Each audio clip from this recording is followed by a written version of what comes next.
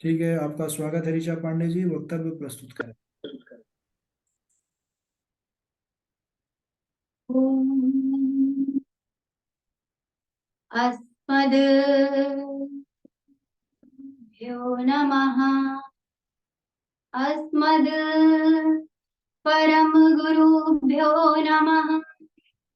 अस्मद् सर्वगुरुभ्यो नमः। श्री राधा कृष्णाभ्यां नमः। श्रीमते रामानुजाय नमः। लंबोदरं परम सुन्दरमेकदन्तम् पीताम्बरं त्रिनयनं परमं पवित्रम् उद्यद्दिवाकर विभोज्वलकान्तिकान्तम् विघ्नेश्वरं सकलविघ्नहरं नमामि। शरीरं स्वरूपं ततो वा कलत्रं यतश्चारुचित्रं धनं मेरुतुल्यं मनश्चैनलग्नं श्रीगुरुरङ्घ्रिपद्मे ततः किं ततः किं ततः किं ततः किं नारायणं नमस्कृत्यं नरं चैव नरोत्तमम् देवीं सरस्वतीं व्यासं ततो जयमुदीरये। जयतु जयतु देवकी नन्दनोय जयतु जयतु कृष्ण वृष्णिवंश प्रदीपः। जयतु जयतु मे श्यामला कोमलांगा। जयतु जयतु पृथ्वी भारनासो मुकुन्दा। कृष्ण त्वदीय परपङ्कज जरान्ते अद्यैव मे विशद मानस राजहंसा। प्राण समय भवात पीते कंठावरोधन विधौ स्मरणं कुतस्ते परहापीडं नटवरवपु कर्णियो कर्णिकारं बिभ्रद्वासा कनककपिशं वैजयन्ती च मातरम् रन्ध्रान् पूरयन् गोपवृन्दे वृन्दारण्यं स्वपदरमणं प्राविशद गीतकीर्ति करारविन्दे नपदारविन्दं मुखारविन्दे विनिवेशयन्तम् पटस्य पुष्पत्रस्य पुटे शयानम् बालं मुकुन्दं मनसा स्मरामि। रामाय रामभद्राय रामचन्द्राय वेधसे रघुनाथाय नाथाय सीताया पतये नमः। अञ्जनानन्दनं वीरं जानकी शोकनाशनं कपीसमक्ष हन्तारं वन्दे लङ्का भयङ्करम्। मूकं करोति वाचालं पङ्गुं लङ्घयते गिरिं। यत्कृपातमहं वन्दे परमानन्दं माधवा। श्री राधा मेरी स्वामिनी राधे जुगीदार। श्री राधा मेरी स्वामिनी मैं राधे जुगीदार। जन्म जन्म मोहे दीजिए श्री चरणन को वार। बरसाने की राधिका नंद गांव के श्याम।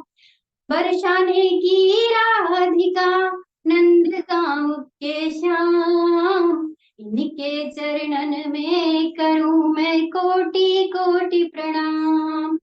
सब द्वारन को छोड़ के मैं आयो तुमरे द्वार, ओ वृषभानु की लाडली नित मेरी ओर निहार, नित मेरी ओर निहार। कृष्णं नारायणं वन्दे, कृष्णं वन्दे व्रजप्रियं, कृष्णं द्वैपायनं वन्दे, कृष्णं वन्दे प्रकाशतम्। भक्त भक्त भगवंत गुरु चतुर नाम बपुए, भक्त भक्त भगवंत गुरु चतुर नाम बपुए, इनके पद वंदन किए नासत विघ्न। बोलिए भक्त वत्सल भगवान की जय। अनंत कोटि ब्रह्मांड नायक, अचिंत्य कल्याण, गुण गण निधान, अकारण करुणा वरुणालय, अकारण करुणा कारक, सकल जन कल्य शाप हारक, परात्पर पर ब्रह्म सच्चिदानंद घन, निर्गुण निराकार सगुण साकार, भगवान श्री कृष्ण एवं उनकी आह्लादिनी शक्ति प्राण प्रिया सर्वेश्वरी श्री राधा रानी जी के चरण कमलों में दास का कोटि कोटि प्रणाम। समुपस्थित सभी भगवत भक्तों के हृदय में बैठे हुए मेरे प्रिया प्रियतम के चरणों में मेरा कोटि कोटि प्रणाम। सिया राम मैं सब जग जानी, करहूं प्रणाम जोरी जुग पानी।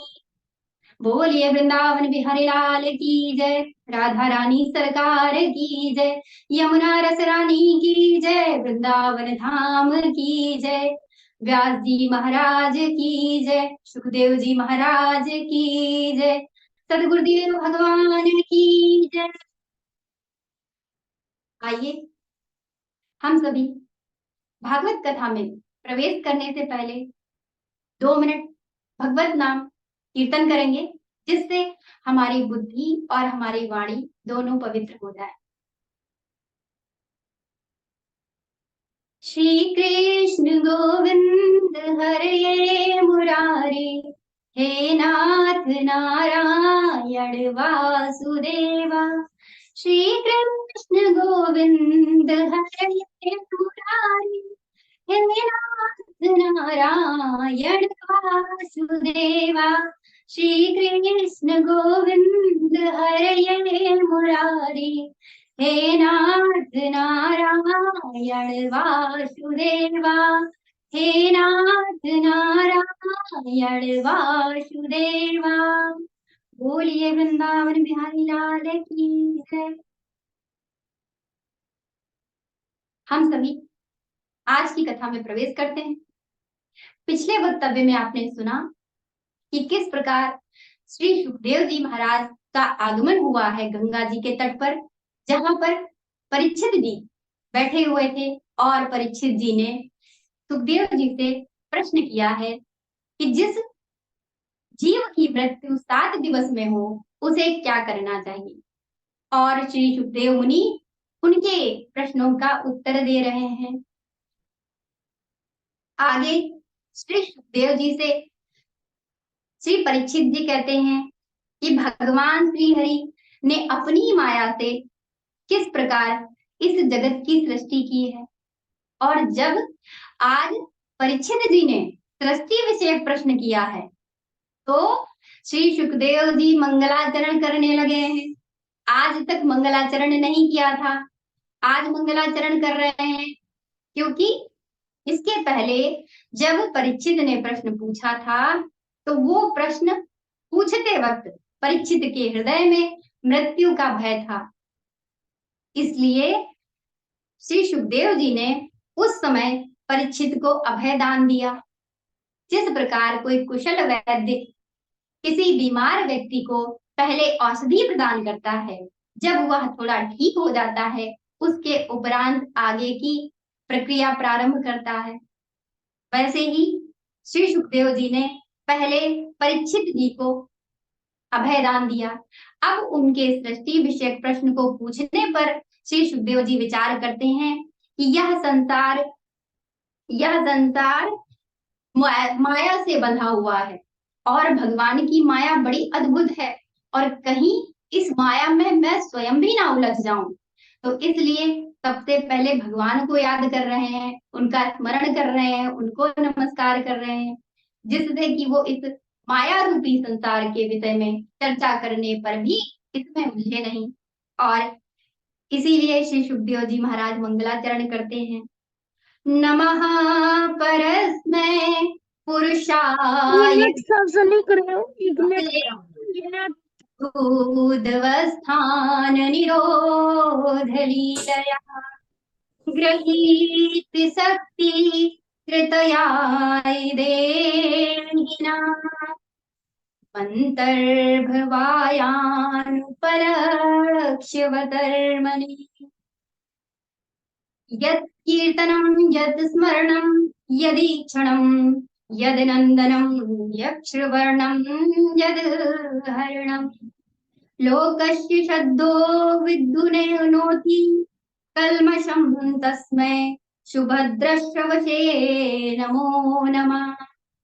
इस प्रकार मंगलाचरण करते हुए श्री सुखदेव जी महाराज कहते हैं कि मैं उन परम पुरुष भगवान को, जो इस जगत की उत्पत्ति, संहार और पालन करने के लिए ब्रह्मा, विष्णु और शिव इन 3 रूपों को धारण करते हैं, जो समस्त प्राणियों में अंतर्यामी रूप से विराजमान रहते हैं, उन परम परब्रह्म परमात्मा को मैं नमस्कार करता हूँ।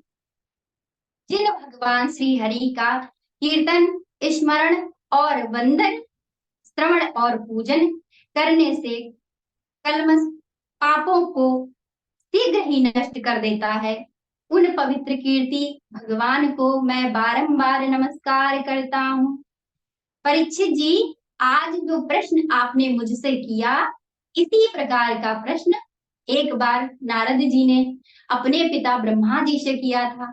एक बार नारद जी ने देखा कि ब्रह्मा जी बैठे हुए हैं और ध्यान लगाकर बैठे हैं, नेत्र बंद कर कर किसी का ध्यान कर रहे हैं।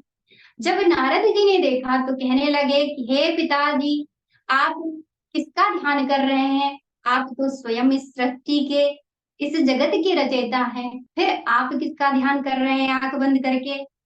ब्रह्मा जी ने कहा कि बेटा नारद, मैं इस जगत का कारण नहीं हूँ, भगवान नारायण ही है इस जगत का कारण, और मैं उन्हीं का ध्यान कर रहा हूँ। सूर्य, चंद्रमा तथा ग्रह नक्षत्र तारे सभी भगवान नारायण के प्रकाश से ही प्रकाशित हो रहे हैं।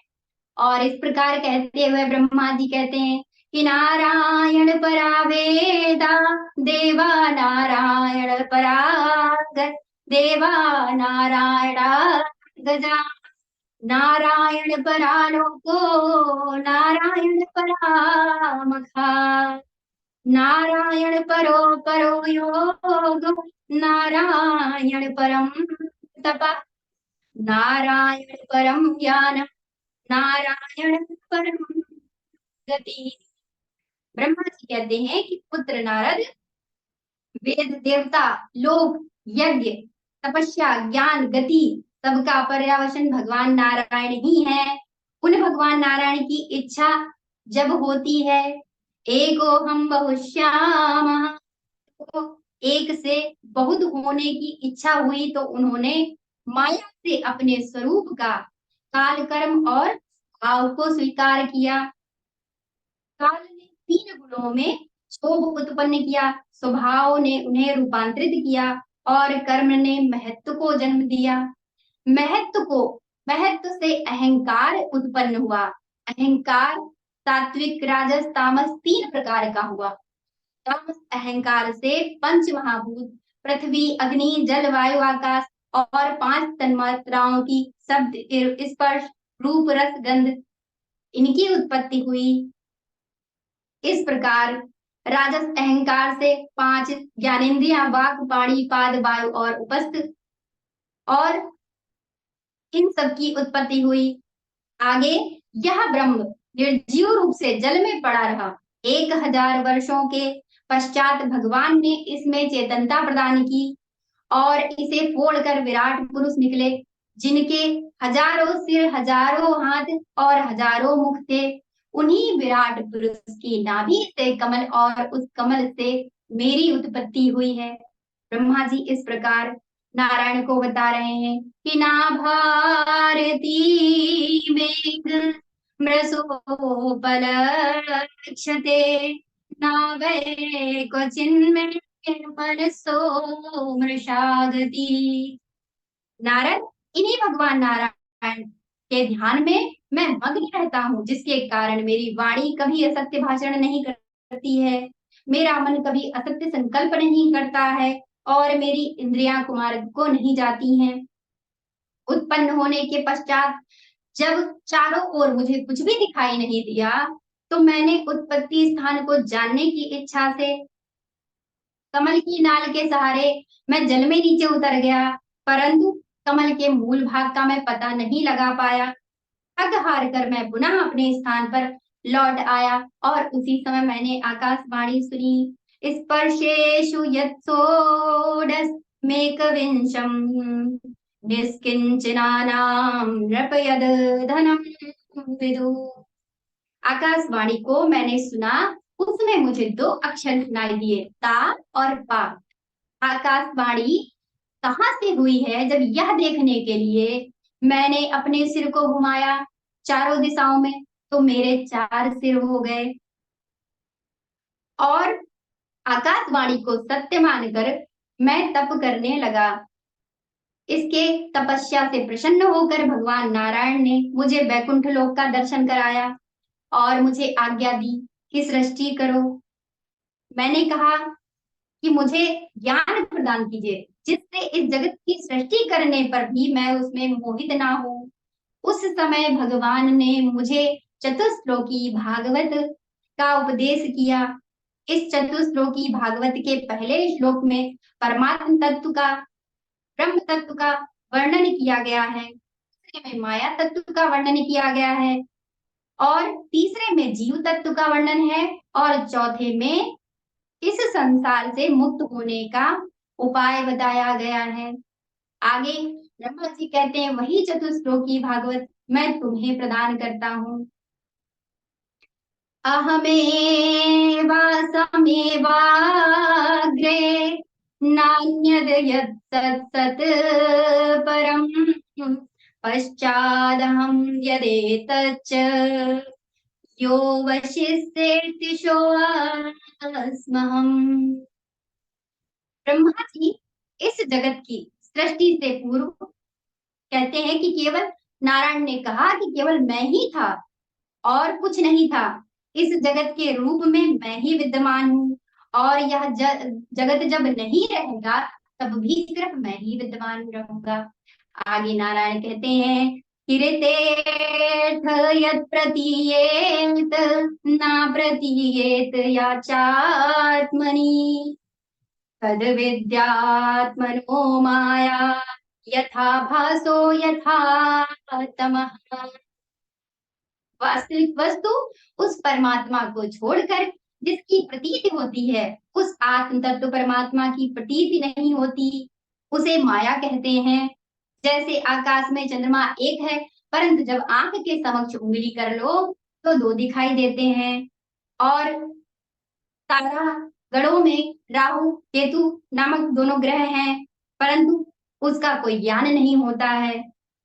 यथा महन्ति भूतानि भूतेषु चावचेष्वनु प्रविष्टान्य प्रविष्टानि तथा तेषु न तेष्वहम्।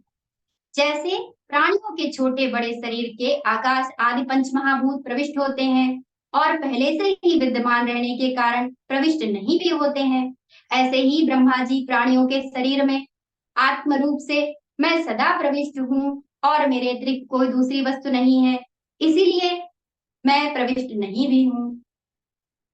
एतावदेव जिज्ञासं तत् जिज्ञासुनात्मना अन्वयव्यतिरेकभ्यां यत् स्यात् सर्वत्र सर्वदा। यह ब्रह्म नहीं, यह ब्रह्म है, इस प्रकार निषेध की पद्धति से, अथवा यह ब्रह्म है इस प्रकार यह के अन्वय की पद्धति से यही सिद्ध होता है कि सर्वदा सब जगह मैं विद्यमान हूँ।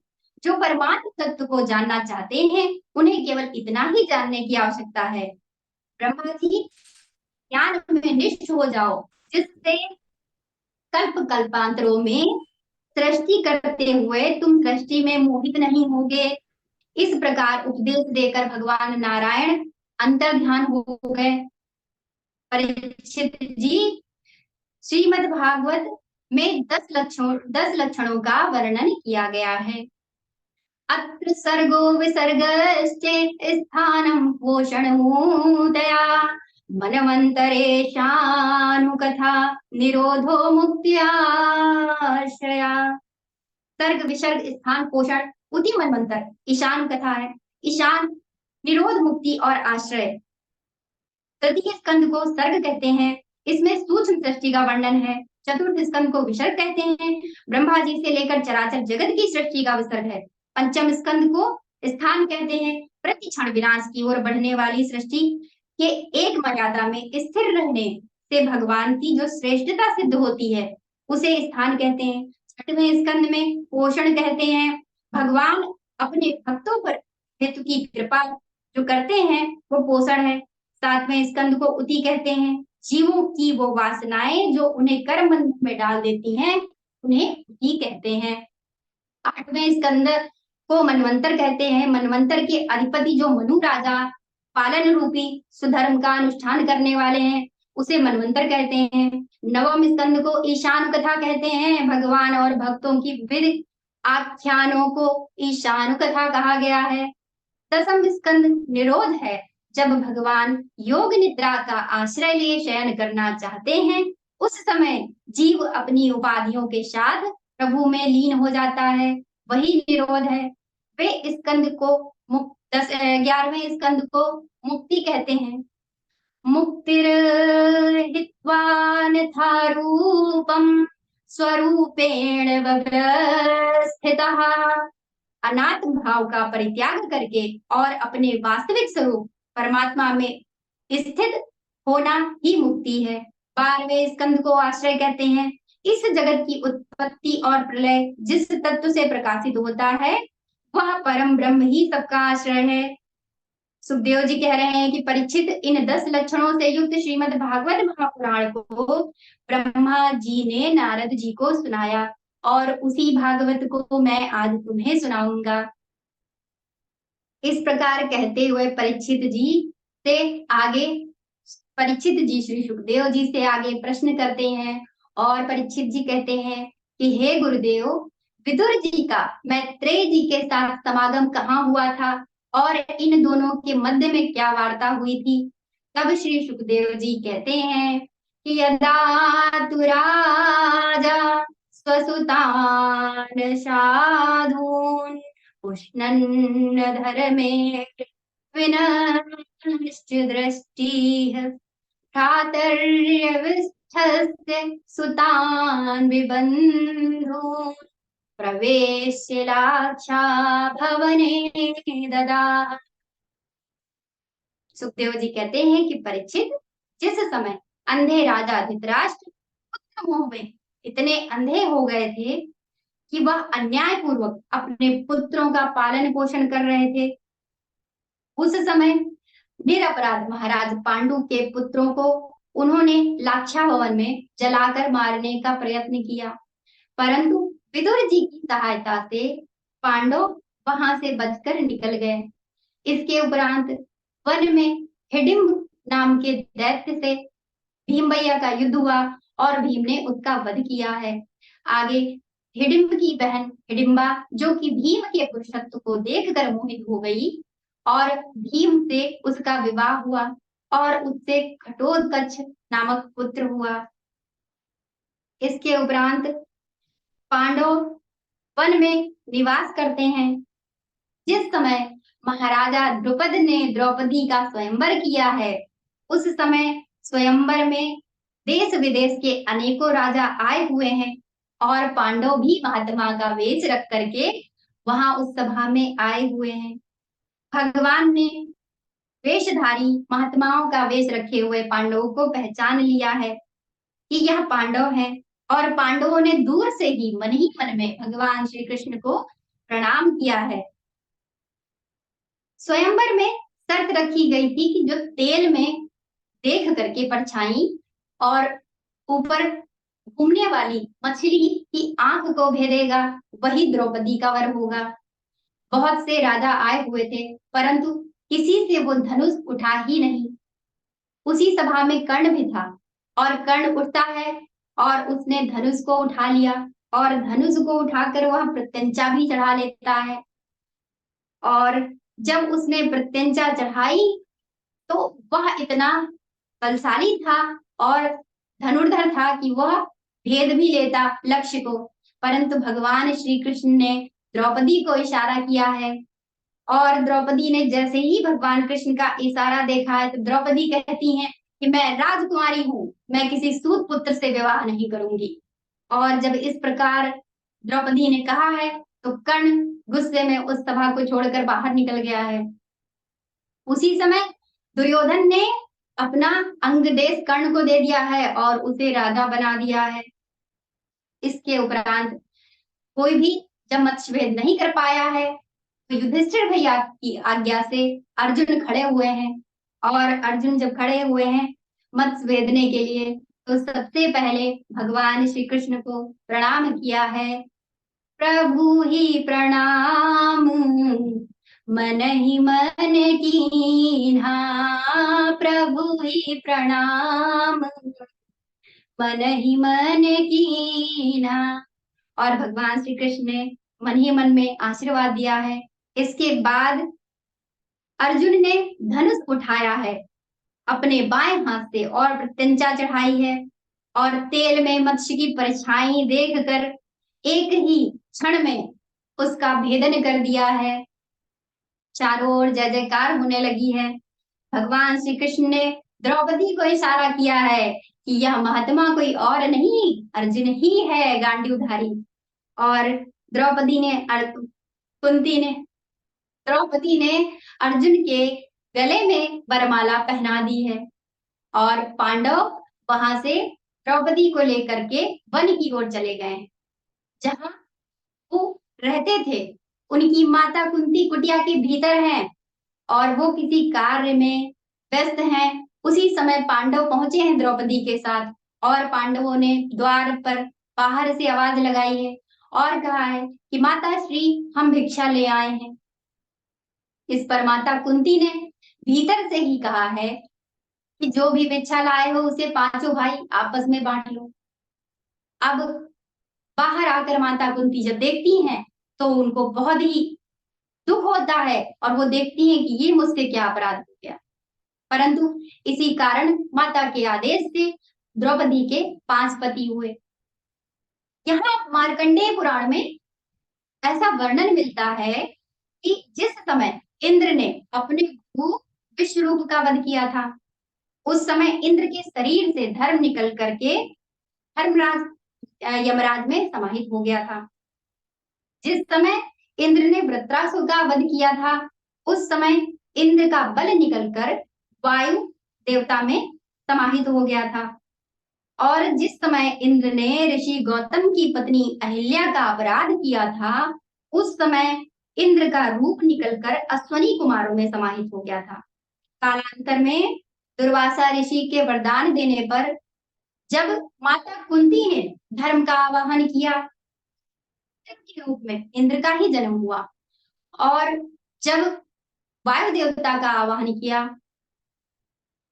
तो प्रथम जन्म युधिष्ठिर जी का हुआ जो कि धर्मराज से हुआ था, और दूसरा वायु देवता से इंद्र का जो बल वायु देवता ने ग्रहण किया था वही भीम बन करके उसका जन्म हुआ। उसके बाद अश्वनी कुमारों से इंद्र के रूप में नकुल और सहदेव का जन्म हुआ, और अर्जुन के रूप में स्वयं इंद्र उत्पन्न हुए हैं। द्रौपदी यज्ञ से उत्पन्न हुई थी, और कहते हैं कि मार्कंडेय पुराण में कि द्रौपदी इंद्र की पत्नी सची देवी हैं। से 5 पांडवों का विवाह द्रौपदी से हुआ है। और जब विवाह हो गया है और यह चर्चा फैली है और महाराज धृतराष्ट्र को पता चला है कि पांडव लाक्षागृह से जीवित निकल गए थे, पांडव जीवित हैं। महाराज धृतराष्ट्र ने ना चाहते हुए भी पांडवों को बुलाया है और बुला करके उनको रहने के लिए खांडव वन प्रदान किया है। खांडव वन प्रदान किया है तो अर्जुन ने भगवान श्री कृष्ण की सहायता से इंद्र पर विजय प्राप्त की है और खांडव वन अग्नि को प्रदान कर दिया है। इसके उपरांत मैदानों की रक्षा की है, जिससे मैदानों ने प्रसन्न होकर के अर्जुन पांडवों के लिए इंद्रप्रस्थ की रचना की है और इंद्रप्रस्थ उन्हें दे दिया है। जब इंद्रप्रस्थ नगरी बनाई वो इतनी समृद्धशाली, इतनी अद्भुत थी कि उसकी चर्चा चारों तरफ फैल गई। इसके उपरांत पांडवों ने राजसी यज्ञ किया है। यज्ञ में जब सर्वप्रथम पूजा भगवान श्री कृष्ण की होने लगी तो वहां पर बैठा शिशुपाल, जो कि भगवान की बुआ का ही पुत्र है, वो विरोध करता है और भगवान का अपमान करने लगा है। भगवान ने उसकी माता को वरदान दिया था कि 100 अपराध क्षमा करेंगे, परंतु आज शिशुपाल ने 101वां अपराध कर दिया है और उसी समय भगवान कृष्ण ने सुदर्शन चक्र का आवाहन किया है और उसी क्षण उसका सर धड़ से अलग कर दिया है। शिशुपाल की मृत्यु हो गई है, परंतु सुदर्शन चक्र इतनी तीव्रता से आया कि भगवान श्री कृष्ण की उंगली कट गई है और जब उंगली कट गई है तो उंगली से रक्त निकलने लगा है और जैसे ही द्रौपदी ने यह देखा है, द्रौपदी अपनी नवीन साड़ी को फाड़कर भगवान कृष्ण की उंगली में बांध देती हैं।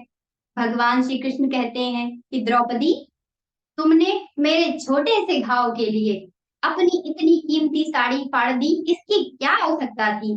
इस पर द्रौपदी कहती हैं कि सुनो प्यारे घनश्याम, आपके जो आवे काम, और चीर दूं नसों को, ये तो रेशम के धागे हैं। ओम चीर मैंने कब फाड़ा है चीर, सुनते ही पीर चीर छोड़ भागे हैं। वे धागे हैं अभागे जो न लागे काटी उंगली पे, जो लागे काटी उंगली पर भाग्य उनके जागे हैं। इस प्रकार कुंती का भाव देखकर भगवान गदगद हो गए और भगवान कहने लगे कि द्रौपदी, तुमने मुझे अपना ऋणी बना लिया है। और इसके बाद यज्ञ की पूर्ण आहुति हुई है और पूर्ण आहुति के पश्चात दुर्योधन आदि इंद्रप्रस्थ नगरी की शोभा देखने निकले हैं। इस स्थान पर जल था, वह स्थल जैसा बना हुआ है, जहां पर स्थल है वह जल जैसा दिख रहा है। इस पर दुर्योधन ने अपनी धोती को ऊपर समेट लिया है और जहां जल था वहां अचानक से दुर्योधन गिर गया है और जैसे ही वह धड़ाम से गिरा है तो द्रौपदी हंसने लगी हैं। आज द्रौपदी का हंसना आगे भविष्य के लिए एक संकेत है उस महाभारत के युद्ध का, और द्रौपदी की हंसी पर दुर्योधन को अधिक क्रोध और अपमानित महसूस किया है दुर्योधन ने, और वह वहां से चला जाता है। इसके बाद में हस्तिनापुर से द्विज क्रीड़ा के लिए निमंत्रण आया है और कहते हैं विनाश काले विपरीत बुद्धि, आज सबकी बुद्धि पे पत्थर पड़ गया है। स्वयं धर्मराज युधिष्ठिर सबको लेकर के जुआ खेलने के लिए पहुंचे हस्तिनापुर। आज हस्तिनापुर में जब वो द्विज चालू हुआ है, प्रारंभ हुआ है, तो कौरवों ने अपनी तरफ से शकुनी को बिठा दिया है। उस समय अगर युधिष्ठिर जी याद करते तो बाहर ही कन्हैया खड़े प्रतीक्षा कर रहे थे, परंतु किसी को याद नहीं आई है। शकुनी ने अपने ऐसे छल भरे पासे फेंके कि सारा राजपाट, सारा बल, सब कुछ पूरा उनका हरण कर लिया है। इसके उपरांत वो स्वयं भी अपने आप को हार गए हैं और दास बन गए हैं। इसके उपरांत में दुर्योधन कहता है कि एक चाल और खेल लो, हो सकता है इसमें जीत जाओ, अभी तुम्हारे पास द्रौपदी बाकी है और यदि तुम जीत गए तो तुम्हारा सर्वस्व तुमको वापस मिल जाएगा। यह सोचकर आज युधिष्ठिर जी एक चाल और खेलते हैं और भैया हुआ वही कि आज यह बाजी भी हार गए हैं, और जैसे ही बाजी हारी है शीश झुकाए बैठे हुए हैं। और दुर्योधन ने दुशासन से कहा है कि जाकर उस दासी को घसीटते हुए यहाँ ले आ। दुर्योधन के कहने पर दुशासन पहुंचा है द्रौपदी के महल में, जहाँ द्रौपदी आज रजस्वला स्थिति में है। परंतु दुशासन द्रौपदी को लाने का पूर्ण प्रयास करता है। इस पर द्रौपदी बहुत अनुनय विनय करती हैं, पर दुशासन ने आज एक ना सुनी, और दुशासन द्रौपदी के बालों को पकड़कर पीटता हुआ लेकर आ रहा। कहाँ ला रहा है? उस सभा में जहां बड़े से बड़े दिग्गज बैठे हुए हैं, और उस सभा में लेकर के आया है। और उसके उपरांत द्रौपदी रो रही है, और दुर्योधन कहता है कि इसका वस्त्र हटा दो, इसको निर्वस्त्र कर दो, और इसे मेरी जंघा पर बिठा दो। जब इस प्रकार दुर्योधन ने बोला है तो भीम को अधिक क्रोध आता। भीम कहता है कि अपनी गदा से मैंने यदि एक दिन तुम्हारा ये जंघा विदीर्ण ना किया तो मैं भीम नहीं। इस पर दुर्योधन कहता है कि फिलहाल तो तुम मेरे दास हो और चुपचाप सर झुकाकर बैठे रहो, दास को बोलने का अधिकार नहीं है। आज सभी पांडव सिर झुकाकर बैठे हैं, और दुशासन उठा है दुर्योधन के कहने पर और द्रौपदी का वस्त्र खींचना प्रारंभ कर रहा है। द्रौपदी सबसे सहायता मांग रही है। आज त्रुटि हो गई है, आज गोविंद को पहले याद नहीं किया है, आज सबसे सहायता मांग रही है। देख रही हैं कि बड़े बड़े दिग्गज भीष्म पितामह, कृपाचार्य, द्रोणाचार्य आदि, धृतराष्ट्र सभी बैठे हुए हैं। तो द्रौपदी को लगता था कि कोई तो सत्य और धर्म का साथ देगा, परंतु नहीं। आज दुर्योधन के अन्न ने सबकी बुद्धि बिगाड़ रखी है, आज किसी ने साथ नहीं दिया है।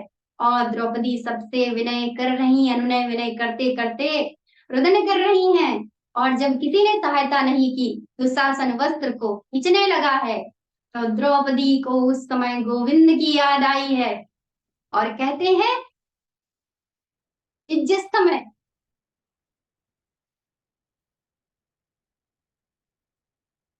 द्रौपदी ने को भी नहीं कहा था, भगवान प्रतीक्षा ही कर रहे थे कि वो कब पुकारेगी मुझे, आखिर और कितना इंतजार करेगी। और जिस समय द्रौपदी ने वो भी नहीं निकला, द्रौपदी कहती हैं कि कहाँ जा छुपे हो प्यारे कन्हैया, कहाँ जा छुपे हो प्यारे कन्हैया, यहाँ लाज मेरी लुटी जा रही है।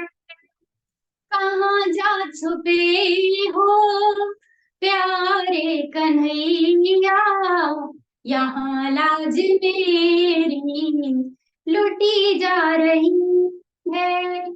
जुए पति जी देखो खबरे हैं बाजी, कि महलों की रानी लुटी जा रही है। थी जी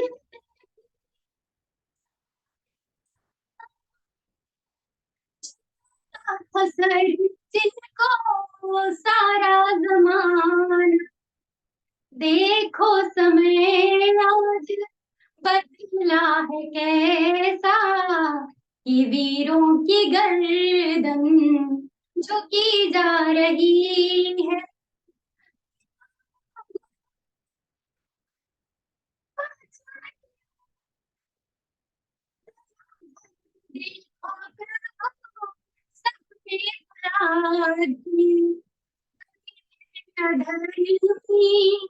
सभी इस सभा में मुझ पे दया ना किसी को आ रही है। कहाँ जा छुपे हो प्यारे कन्हैया, यहाँ लाज मेरी लुटी जा रही है। सुनिए श्याम जब आएगी, आने बचने की नकी देर पल भर की सभा में पधारे, हया शर्म देखो जहां लुटी जा रही थी, कहाँ जा छुपे हो प्यारे कन्हैया, यहाँ लाज मेरी लुटी जा रही है। खींच ना सका जी तो सांस भी हाथ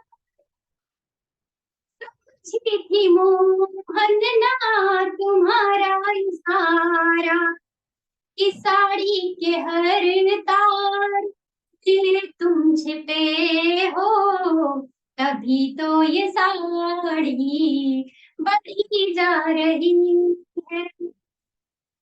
कहाँ जा छुपे हो प्यारे कन्हैया, यहाँ लाज मेरी लुटी जा रही है। और मेरे गोविंद का वस्त्रावतार हुआ है और दुशासन की हिम्मत ही नहीं, उसकी पूरी हिम्मत टूट गई है। बोलिए वस्त्रावतार भगवान की जय। और दुशासन थक गया है ये सोचते सोचते कि साड़ी बिच नारी है कि नारी बिच साड़ी है, और साड़ी की ही नारी है कि नारी की ही साड़ी है। और यह सोचकर दुशासन थक कर आज बैठ गया है। और इसके उपरांत द्रौपदी ने अपने अश्रु को पोंछा है और आज श्राप देने के लिए खड़ी हुई हैं। परंतु इस समय माता गांधारी आ जाती हैं। माता गांधारी वो है जिन्होंने अपने पति के अंधे होने पर अपनी आंखों पर भी पट्टी बांधी थी। पति को शायद राह दिखाती यदि अंधी पट्टी ना बांधी होती, परंतु उन्होंने ऐसा नहीं किया, उन्होंने अलग ही धर्म अपनाया था। आज जब दुशासन खींच कर ला रहा था तब भी तो उनको खबर मिली होगी, तब वो नहीं आई रोकने के लिए। परंतु जिस समय द्रौपदी श्राप देने जा रही थी उस समय वो आ गई हैं। जबकि सत्य तो ये है जिसने जैसा कर्म किया था उसको वैसा ही फल मिलना था। परंतु गांधारी के कहने पर द्रौपदी ने श्राप नहीं दिया है। और इसके उपरांत पांडवों को 12 वर्ष का वनवास और 1 वर्ष का अज्ञातवास हो गया है। और पांडव वहां से चले गए हैं वनवास के लिए। 12 वर्ष उन्होंने वनवास में व्यतीत करे हैं और 1 वर्ष उन्होंने महाराजा विराट के राज्य में अभेद बदल करके बिताया है, जिसमें श्री युधिष्ठिर जी उनके सलाहकार बने हैं और भीम रसोइया बने हैं और नकुल और सहदेव उनकी घुड़शाला में कार्य करते हैं। और स्वयं अर्जुन जो कि उर्वशी अप्सरा के श्राप से ब्रह्मणालाम की इस समय बने हुए हैं, तो वो उनकी पुत्री उत्तरा को नृत्य सिखाने का कार्य करते हैं। यहाँ द्रौपदी उनकी रानी की सेवा करती हैं। इस प्रकार समय बीत रहा है और 1 वर्ष पूरा ही होने वाला था कि अचानक एक दिन कीचक की दृष्टि द्रौपदी पर पड़ गई है।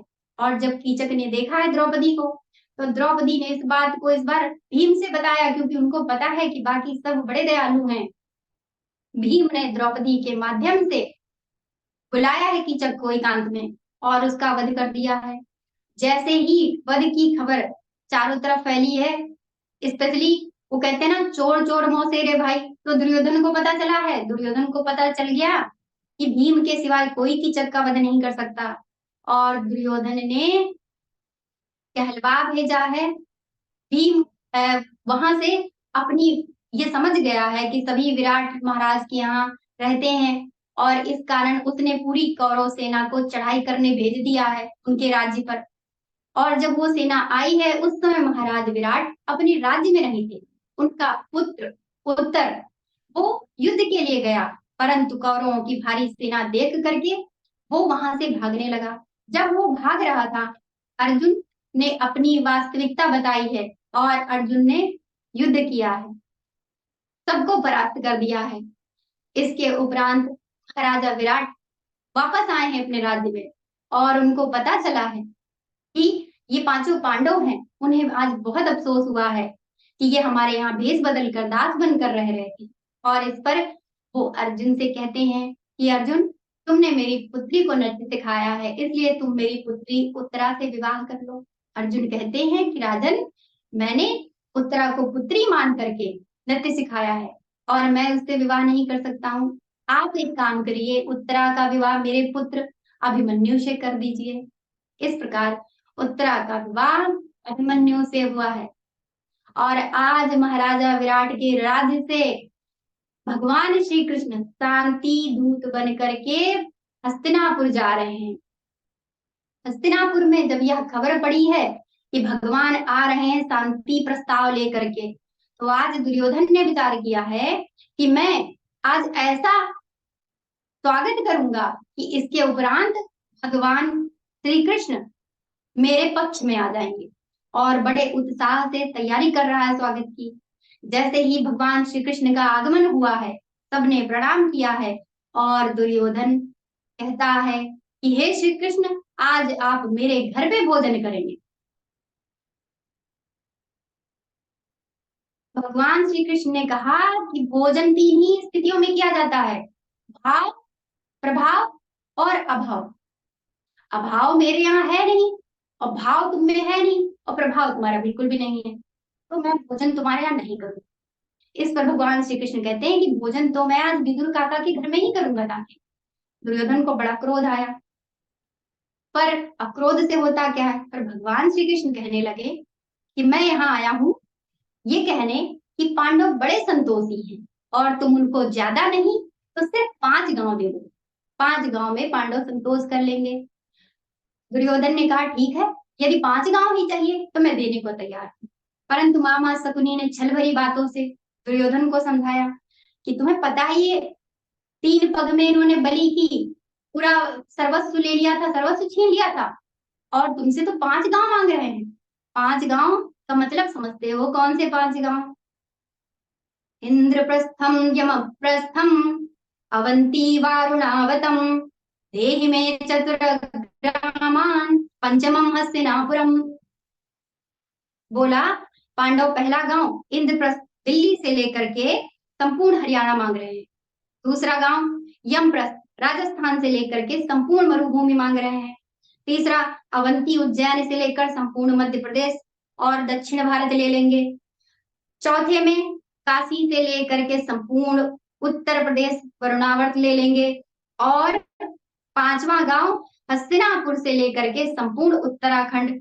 दुर्योधन ने जैसे ही सुना उसको क्रोध आ गया और क्रोधित होकर कहता है कि सूच्यग्रम्य नैव दास्यामि बिना युद्धेन केशवा। भैया मैं बिना युद्ध के सुई की नोक पर भी पृथ्वी नहीं दूंगा पांडवों को। और जब भगवान श्री कृष्ण ने ऐसा सुना, भगवान श्री कृष्ण समझ गए कि अब कुरुकुल का नाश होने वाला है और तुम्हारे विनाश का समय प्रारंभ हो चुका है। जब भगवान ने ऐसा कहा तो दुर्योधन को क्रोध आ गया। उसने कहा ये ग्वाला आकर के हमको ही समझा रहा हमारे राज्य में, इसको बंदी बना लो। जैसे ही बंदी बनाने के लिए लोग आगे बढ़े उसके सिपाही, भगवान ने आज विराट रूप दिखाया है। ऐसा अद्भुत रूप कि सबकी आंखें चौंधिया गई हैं और सब जहां के तहां ही खड़े रह गए हैं। दुर्योधन भी डर गया है। इसके उपरांत भगवान विदुर जी के घर चले गए, क्योंकि विदुरानी जी बड़ी परम भक्त हैं और भगवान का हमेशा से इंतजार करती हैं। आज विदुर जी के घर पहुंचे हैं। इधर विदुर जी को जब पता चला था कि भगवान मेरे यहाँ भोजन करेंगे, तो विदुर जी बाजार चले गए बेवा मिष्ठान खरीदने, और इधर विदुरानी जी स्नान कर रही हैं। भगवान ने द्वार पर जाकर कुंडी खटखटाई है। तो विदुरानी जी ने पूछा कौन है, तो इधर से बोले हैं प्रभु कि मैं हूँ श्री कृष्ण। जैसे ही बोला है श्री कृष्ण, विदुरानी ने सुध बुध भूल के द्वार खोल दिया है, और भगवान ने जब उनको देखा तो भगवान ने अपना पीताम्बर उड़ा दिया है। इसके उपरांत काकी जी ने उल्टी चौकी डाल दी है और प्रभु प्रेम से उस पर बैठ गए हैं। अब काकी को समझ नहीं आ रहा क्या करें, तो देखा पास में केले रखे हुए हैं। केले लाकर भगवान का भोग लगा रही है। केले का फल बाहर फेंक रही हैं और झिलका झिलका भगवान को पवा रही हैं, और भगवान बड़े प्रेम से पा रहे हैं। तब तक विदुर जी आ जाते हैं, और जब विदुर जी यह दृश्य देखते हैं तो कहते हैं अरे बावरी हो गई है क्या, प्रभु को केले के छिलके खिला रही है।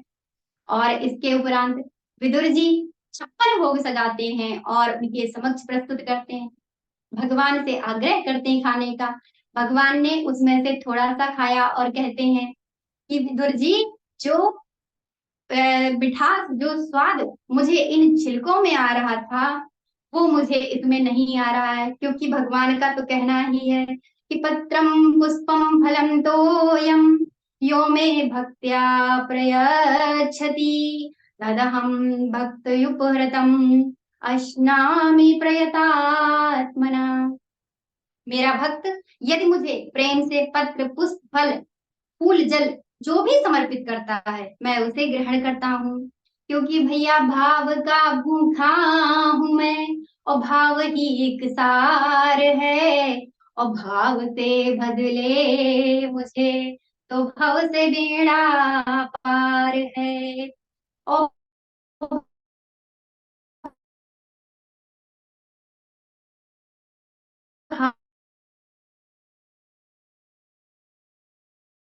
जिन सुनी पुकारे मैं कभी सुनता नहीं, भाव से एक फूल भी दो वो मुझे स्वीकार है।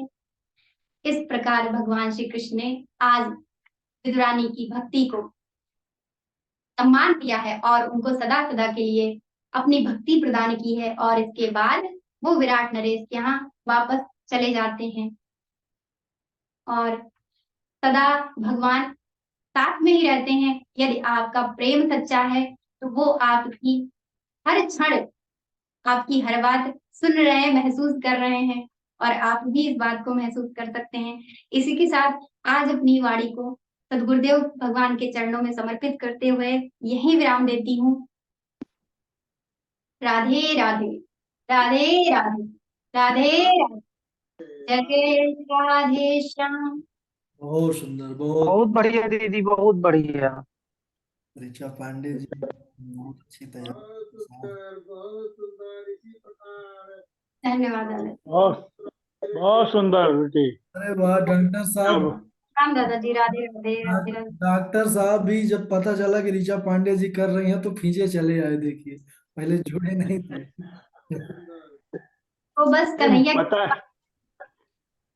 पता नहीं क्यों नहीं मैं जुड़ पाया। मैं 35 से जो है 7:35 से ट्राई कर रहा हूँ, लेकिन पता नहीं क्या हुआ। हाँ नेटवर्क। बहुत अच्छा रहा ऋचा पांडे जी का। दादाजी, धन्यवाद धन्यवाद धन्यवाद। हाँ सब आपका आशीर्वाद है दादा, गुरुदेव भगवान का आशीर्वाद है बस। हाँ हाँ, गुरुदेव भगवान का रहना चाहिए। बाकी बहुत बढ़िया रहा आपका। नहीं दादाजी तो भाई। थोड़ा कुछ ऐसा लंबा खींच देती हैं आप जो है, तो थोड़ा वो, और तो कुछ नहीं, सारा बढ़िया है। बिल्कुल। जी जी। हाँ डॉक्टर साहब का कहना है थोड़ा समय का भी ध्यान दिया करें भाई। जी जी, वो मैंने आज घड़ी नहीं रखी थी पास में, इसलिए मैंने एक बार चेक किया था कि टाइम से हो गया। समय ठीक है, कोई अभी 9 से कोई ज्यादा। नहीं, बहुत बहुत बढ़िया है। हाँ अच्छा। ठीक है, पर बहुत अच्छा, बहुत अच्छा। हम बहुत प्रसन्न है आपकी मेहनत, परिश्रम और आपके भाव से। बहुत अच्छा। हाँ कृपा बनी रहे आपका। एक महीने में गुरुजी मैं बहुत पीछे हो गई थी ना, मैंने बहुत मुश्किल से आज पीडीएफ पूरे किए हैं। अरे वाह वाह, ठीक है आप। अच्छा अच्छा, इसलिए तो ठीक है। ये